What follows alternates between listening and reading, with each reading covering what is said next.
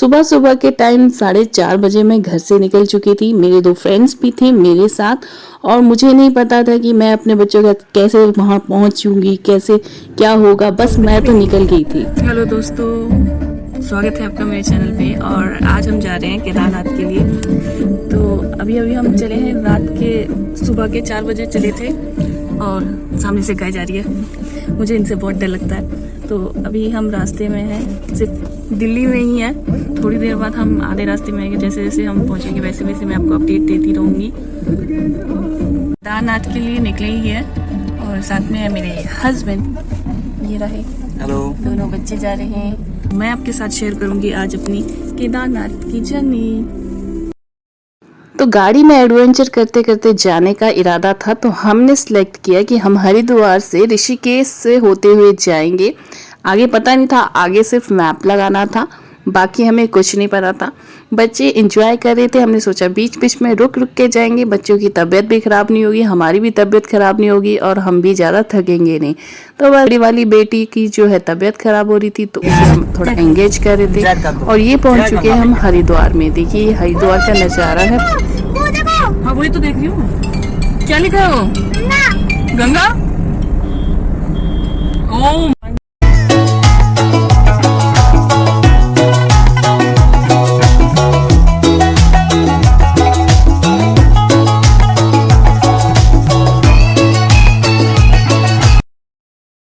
Dish लगी हुई है। मुझे कुछ भी याद नहीं आ। नहीं, मेरे को याद है, हम याद है भैया। तो क्या जूडियो के अंदर डिश नहीं लगती? नहीं लग जाती है। हम उस दिन देख के हम शौक खा गए, शौक। ये तो क्या एंटीने चलाएंगे क्या आजकल?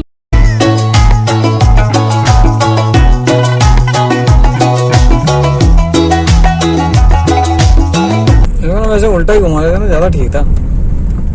तो बस बच्चे तो एंजॉय कर रहे थे अपने रास्ते में, और बेटी जो है उसे वॉमिटिंग की दिक्कत होती है, तो हम उसे एंगेज कर रहे थे कि वो किसी तरह से वॉमिटिंग ना करे।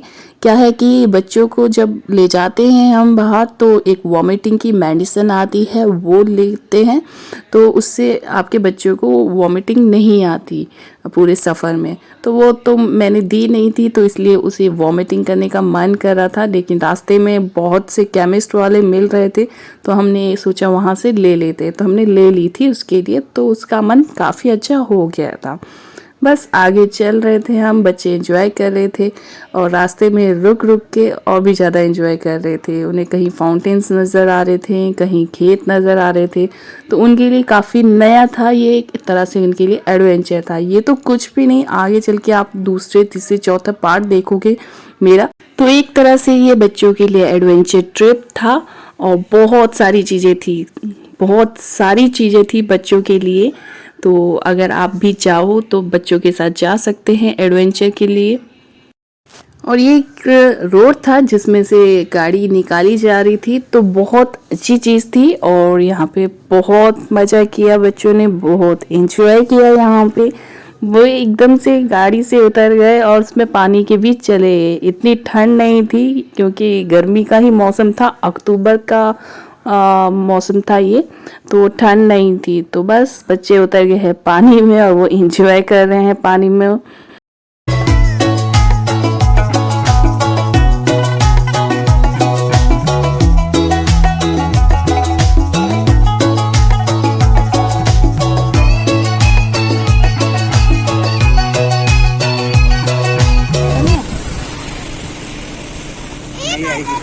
चलो चलो चलो चलो, आ जाओ।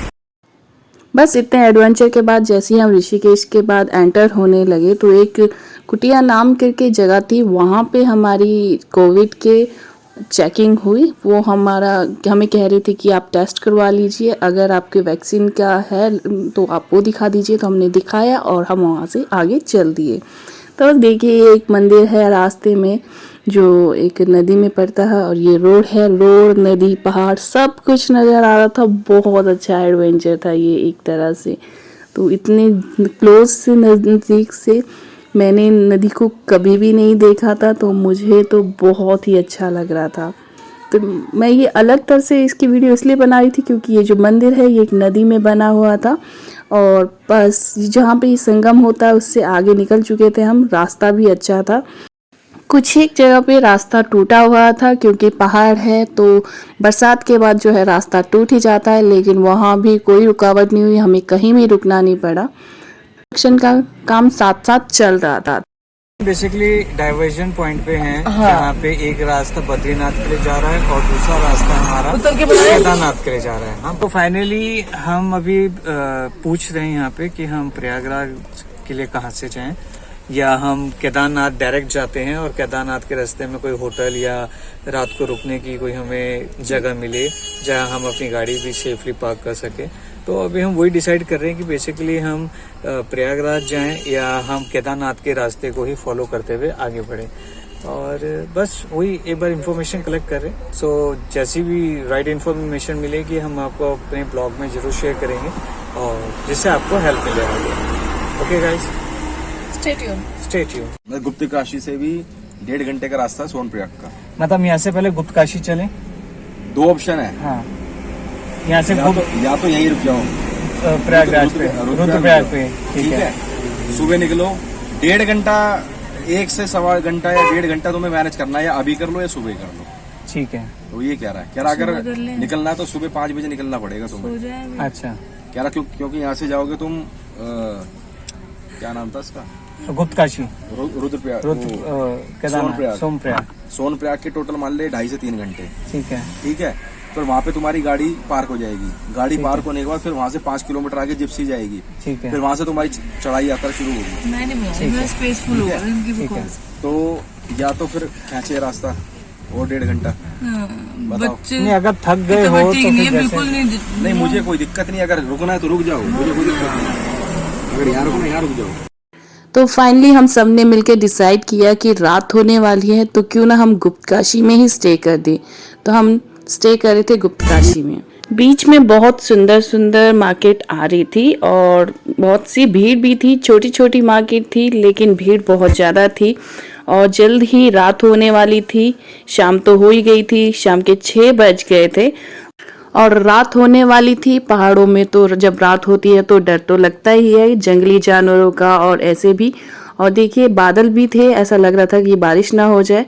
तो हम पहुंच गए थे गुप्त काशी और होटल ढूंढ रहे थे अपने लिए, क्योंकि होटल की बुकिंग जो हमने की नहीं थी।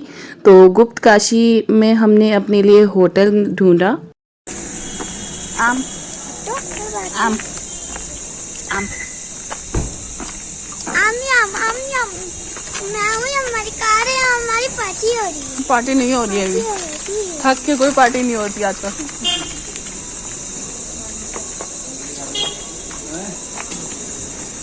आइयो संभाल के